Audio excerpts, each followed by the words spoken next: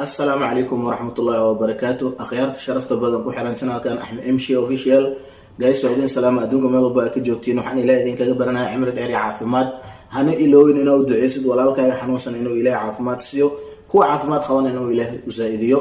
إن هدي أتا مركا وكوجو رئيس الصبغة channel كان وحن قاعد سنين إن سبسكرايب صارته هدي أظهرنا للجوكتين وحن كلنا هو كجعلنا ووليجنا للجوك أو فيديو يدنا شير جري لايك جري سيدا دتك ونكسر سيدا ذوك لا وجارن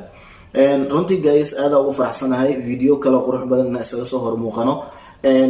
videogan hadii aad isweydiinayso wuxuu ku saabsan yahay waa su'aalooyinka ay soo weydiiseen faniskeyga quruxda badan ku xiran channelkan hadii aad rabto inaad wax badan ka fahanto ama aad ku raaxaysato videogan daawashadiisa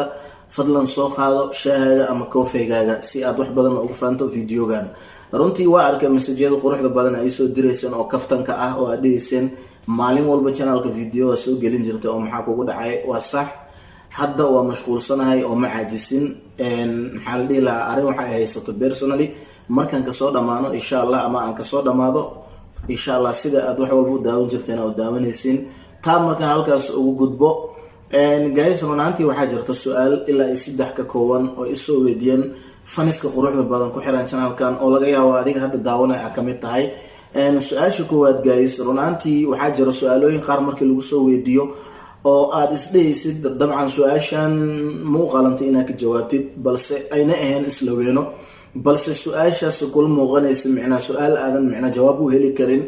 ama ha naqato inay kugu adkaato ama ha naqato in markaas aad adiga u fahanto in su-aashan micnaa aysan lahayn jawaab micnaa markaas oo aad ka bixin karto marka kadibna micnaa kula naqanayso micnaa inaad ka jawaabtid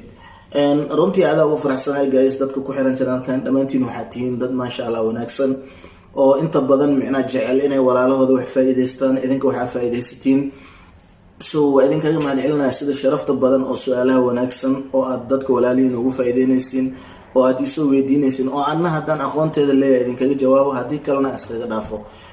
guys su-aasha koowaad oo channelkan qof ku xiran oo faniska uu soo weydiiyay waxay tahay hani ilowin su'aalaha mar walba aan ka jawaabo waa markii zaid bataan oo hal su'aal ay igu soo laalaawato waa sababta oo jeclahay inaan ugu jawaabo su-aasha koowaad guys aan rabo inaan ka jawaabo oo la soo weydiiyay waxay tahay maxaa keeni karo qofka inuu habeenkii dareemo hurdo la'aan zaid ah runtii san wada ognahay waxaa jiro maxaa la dhahaa markii oo maadiyan la dhaho dad dhakhtar ah oo ku shaqalay arintaas oo macnaa la dhihi karo markaas xirfadeeda leeyihiin oo way barteen waxay ku yihiin takhasus so inkastoo ay ku habboon tahay su'aalaha qaar in dadkaas macnaa la weydiiyo balse haddana aniga ahaan fikirkeyga markii aan ka hadlo waxaan isdhihi karaa haddii qofka macnaa mar walbaba uu yahay qof macnaa dabcan hurdo la'aanta dhowr shay ku imaadaa haddii qofkii uu shaqeeyo kale night shift haddii qofka night shift shaqeeyo kale uu habeenkii dhan seexanin so waxaa laga yaabaa inuu jadwalkaas la qabsado oo hurdadiisa oo dhan ay noqoto maalinkii oo habeenkii dhan uu soo jeedo maadaama uu habeen shaqeeyo dabcan haddii qofka walwal kale haysto oo arrin kale oo asaga ay ku furan tahay uu buuqsan yahay oo kale ama meel micnaa adiga micnaa uu fikir ka haysto oo kale qofka waa laga yaabaa inay saameyso hurdadiisa ama haddii qofka markaas micnaa aan dhihi karo xataa anigu arko waxaan ka hadlayaa kaliya fikirkeyga daciifka ah haddii aan dhaho xataa qofka laga yaabo in micnaa markaas uu asaga nafsad ahaan muddo soo jireen ah micnaa wax muddo ay yihiin inuu dhafro micnaa ay muddo ku qaadatay oo qofka muddo soo dhafrayay oo kale way ku adkaanaysaa habeenkii inuu seexdo sababto ee qofku uu la qabsanaya inuu muddo dhafro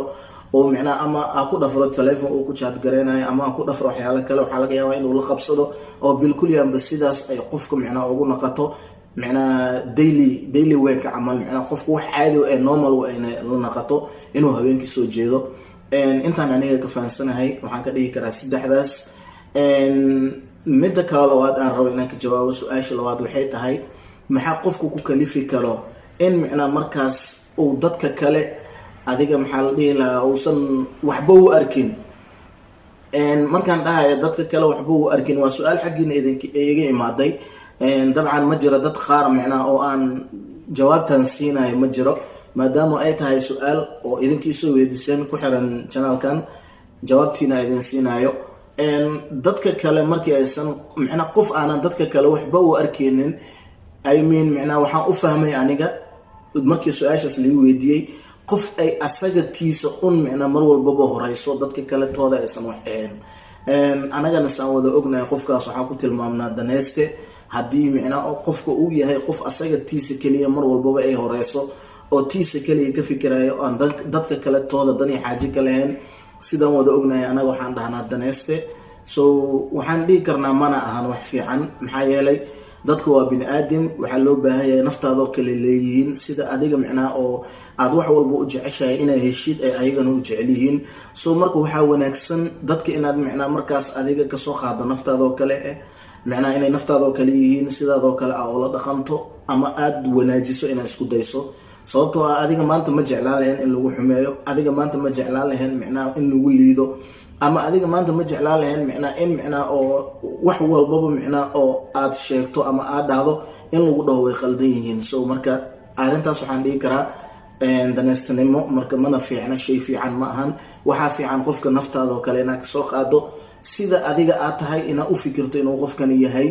sida adiga u damqanaysa inaad u fikirtid inuu qofkana u damqanayo oo biniaadin kula mid yahay. jawaabtaas markaa meesha uga baxo, tan labaad midda saddexaad laysoo weydiiyaa waxay tahay sidee lagu ogaadaa saaxiibka dhabta ah? runtii su-aashan waxay noqotay su-aal aniga xataa micnaa aan aada ugu dhiiraday jawaabteeda, maxaa yeelay aadaan u jeclaaday aniga xataa inaan ka jawaabo jawaabteeda. So run ahaantii waxaan dhihi karaa saaxiibka dhabta ah waxaa lagu fahmaa aniga say ila tahay markii qofka uu saaxiibkaaga dhabta yahay waxaad ku garan kartaa, waxaan dhihi karaa laba shay. hal aa weliba zaa-id muhiim usii ah, labada shay aa ku garan karto hal aa zaa-id muhiim usii ah. shayga koowaad waxa waaye qofka saaxiibkaaga ah in aad asagii adiga isku dhacdaan horta inta badan waxay qaadataa maxaa la dhihi lahaa long process, aad bay u dhib badan tahay ama aad ay u adag tahay in qofka saaxiibkaaga dhabta ah ay isqabataan isku dhacdaan.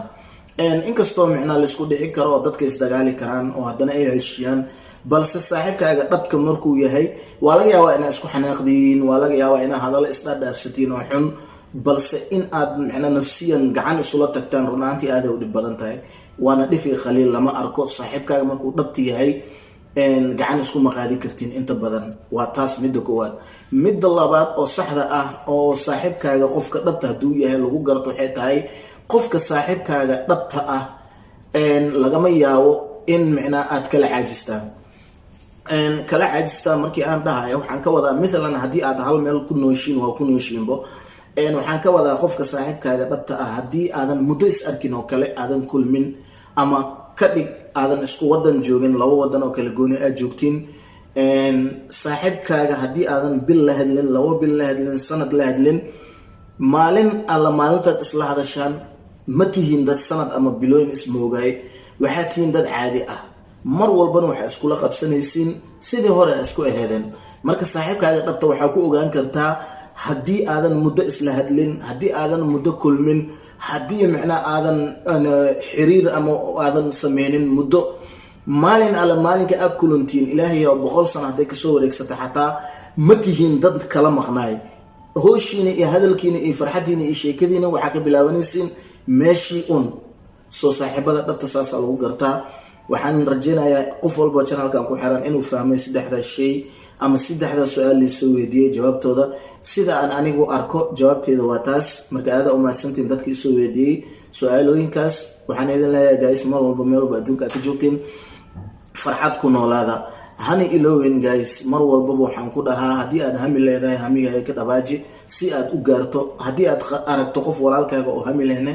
niyada u dhis oo buushgaray oo ku dhiirigeli hamigiisa si mar walba adiga ilaahay kugu naxariisto. marka aada umahadsantiin guys, inta daawanaysa videogan ha ka iloowina walaalihiina xanuunsan inaa u duceysin mar walba guys. kuwa caafimaad qabana inuu ilaahay caafimaad siiyo. intaan videogan video lamid ay ku kulmeen waxaan idin leeyahay sidaas nabadgelyo.